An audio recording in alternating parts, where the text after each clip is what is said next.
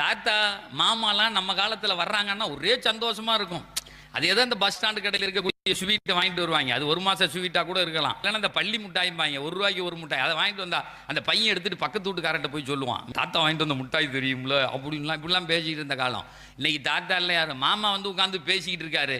பையன் இப்படி உள்ள போறான், அப்பா கூப்பிட்டு மாமா வந்திருக்காரா, ஹாய் மாம்ஸ் அப்படின்ட்டு போயிட்டே இருக்கான். அவன் நிற்கிறதா இல்லை. சொந்த பந்தங்கள் தெரியாது. எதுக்கு தெரியுனுங்க, எங்க மாமா வந்து இன்ஸ்டாகிராம் வழியா வந்தாருன்னா அவரை மாமா வச்சுக்குவேங்கிறானே. இன்ஸ்டாகிராம் வழியா வரணுமா? அன்னைக்கு ஒரு பையன் வந்து சொல்றான், உங்க இது பார்த்தேன் சார், உங்க ஸ்பீச்சை அப்படின்னு. நான் இங்கே தானடா 11 வருஷமா இருக்கிறேன், 3 வருஷமா என்ன பார்க்குறேன். அவன் சொல்றான், இதுவரை இன்ஸ்டாகிராமில் பேசலல்ல, தெரியாதியா உன்ன அப்படிங்கிறான். நீ இன்ஸ்டாகிராமில் வந்தான்னா உங்களெல்லாம் தெரிஞ்சுக்குவோம். உமரது எல்லாத்தான சொன்ன அந்த வார்த்தை என்னைக்கும் மறக்க முடியாது. Don't raise your children. நீங்க வளர்ந்த மாதிரி வளர்க்கணும்னு நினைக்காதீங்க.